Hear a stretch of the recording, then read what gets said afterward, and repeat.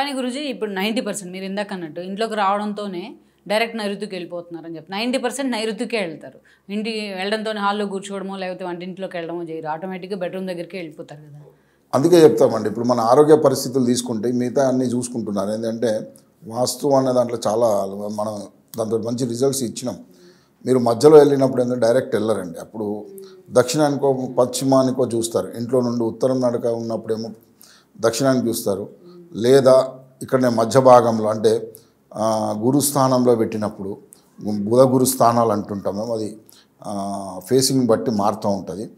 అందులో వెళ్ళినప్పుడు మీరు స్ట్రైట్గా మీరు చూసేది ఉత్తరం వెళ్ళారనుకోండి, మధ్య భాగంలో ఉన్నది మీ సింహద్వారం, అప్పుడు దక్షిణాన్ని చూస్తారు కానీ నైరుతిని చూడరు ఇంట్లో వెళ్ళేటప్పుడు. అదేవిధంగా తూర్పు ద్వారం ఉందనుకోండి మధ్యలో, మీరు పశ్చిమానికి చూస్తారు, అదే పడమటకు చూస్తారు. ఇప్పుడు నైరుతి చూసే అవకాశం లేదు కదండి.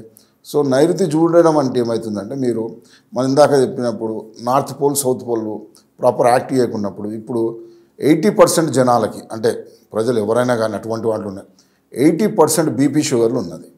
ఏజ్కు సంబంధం లేకుండా, ఏజ్ తోటి నిమిత్తమే లేదు, ఏజ్కు అసలు బీపీ షుగర్కి ప్రాబ్లం అన్నదానికి అసలు సంబంధం లేకుండానే వీళ్ళందరికీ బీపీ షుగర్లు వస్తున్నాయి, అందరు ట్యాబ్లెట్ వేసుకుంటున్నారు.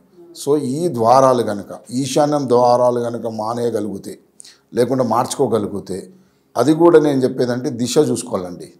దిశ చూసుకోకుండా మళ్ళీ అన్ని దిశలకు తీసుకొచ్చి మార్చమన్నారు కదని ఈశాన్యంలో అందరు తీసుకు మధ్యలో పెట్టుకుంటే దిశ లేనప్పుడు ఏమవుతుందంటే అండి, మనం ఇంతకుముందు ఒక ఎపిసోడ్ తూర్పు రోడ్డు తూర్పు ఈశాన్యం పూట అనే ఎపిసోడ్ చేసినాం మనం.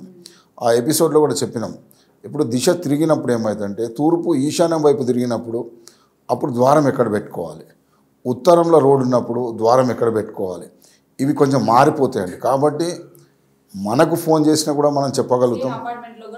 సేమ్ అండి ఎక్కడైనా అండి. అంటే ఇప్పుడు కారిడార్లు ఇవన్నీ ఉంటాయి కదా, కొన్ని సందర్భాల్లో మనం కారిడార్ నుండి అవకాశం ఉన్న దగ్గర ఏం చేస్తామంటే, ఫ్లాట్ కొత్తగా ఉన్నప్పుడు మనం ఇప్పుడు నైరుతి తిరిగింది అనుకుందాం ఫ్లాట్, అప్పుడు వాళ్ళకి ఏం రికమెండ్ చేస్తామంటే ఉత్తరం ద్వారం పెట్టించుకోండి, అప్పుడు ఇక్కడ నుండి తిరిగినప్పుడు మారుతుంటుంది. లేకుంటే తూర్పు అవకాశం ఉంటే తూర్పు పెట్టుకోమండి. కొన్ని సందర్భాలు అవకాశం లేకుంటే కొనొద్దని చెప్తాం ముందే వస్తే. తర్వాత ఇప్పుడు కూడా చెప్తాను, చాలామందికి నేను చెప్తూ ఉంటాను, ఫస్ట్ రిపేర్లు చేయడం అనుకంటే వదిలిపెట్టి రెంట్కి వెళ్ళండి. ఎందుకంటే ఏం రిపేర్ చేసినా కూడా కుదరదు అక్కడ.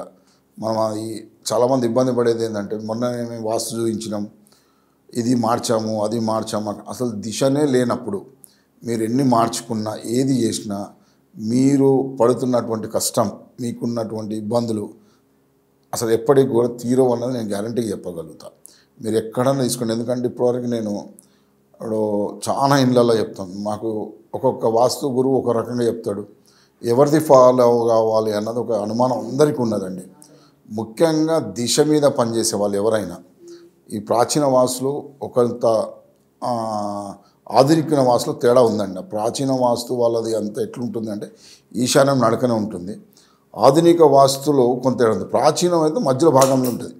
అట్లా మీకు ఎక్కడన్నా వెళ్ళండి, మనం ఏ రాష్ట్రంలో ఇప్పుడు మనకు పెద్ద పెద్ద మహల్స్ వెళ్ళండి, లేకుంటే ఇప్పుడు రాజస్థాన్ వెళ్ళండి, అక్కడ రాజకోటలు ఉన్నాయి, మధ్య భాగంలోని మాండవాలు ఓగిళ్ళు అట్లా ఉన్నది. కాబట్టి ఇది ప్రాచీనం, ఇప్పటి నుండి కాదు. ఇది మనం వాస్తు కూడా ఏదో ఎవరికి వాళ్ళు క్రియేట్ చేసుకున్నది కాదు. ముందు నుండి వాస్తు అంటే వాస్తు పురుషుడు అంటే మనిషి నోరు ఎలా ఉంటుందో సింహద్వారం అలానే ఉంటుంది.